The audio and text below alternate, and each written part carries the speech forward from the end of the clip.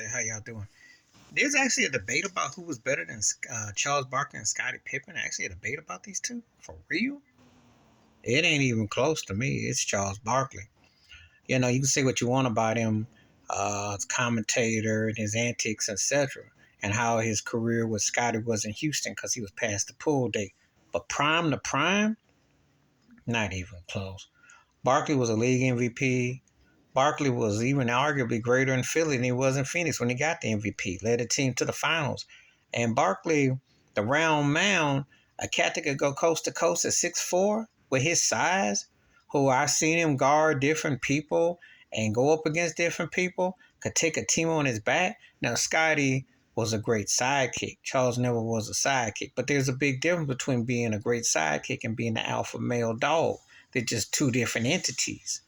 And Scottie couldn't do it. You saw what happened in Portland. I told you, Portland had beaten the Lakers in 2000, especially when Shaq was at the top of the pyramid, his peak of his dominance with Phil and Kobe and Glenn Rice, and when they won them 67 games. Had he finished that game 7 off and didn't blow that 15-point lead, and they go to the finals and beat the Pacers, and Scottie's got 7 rings, we're having a whole different conversation about Scottie Pippen.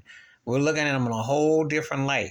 Because with the 7 rings and what he accomplished with Jordan, etc., he might go on from being what I'd still have him outside the top 10. I probably have him probably in the 11 to 16th slot.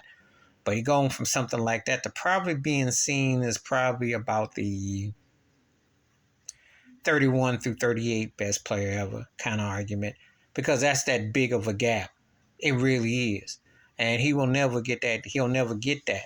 But he could not match Charles Barkley. Mano a mano, Barkley had a better shot, more aggressive, better offensive juggernaut, creative, and brought things on defense. Not as a great defender, but he brought things where he brought attention where he drew. Scottie was better on ball defense, and he could guard people left and right. But let me tell you something. If you didn't have a Karl Malone and Tim Duncan, and you go by the last 30, 40 years at the power forward spot, then Charles Barkley would be your number one. And he is for some people. Because considering his size and what he got down and how he got down, some people have him over Karl Malone and Tim Duncan, despite the rings of Tim Duncan about the longevity of Karl Malone. Some people love Barkley more. But nobody's going to have Scottie Pippen over Larry Bird, over LeBron James. Never. No. And he might not even crack the top 3 in that argument. He doesn't even crack top 3 in that argument. Because his points, he's not, and Kevin Durant, come on. So he's not going to crack that.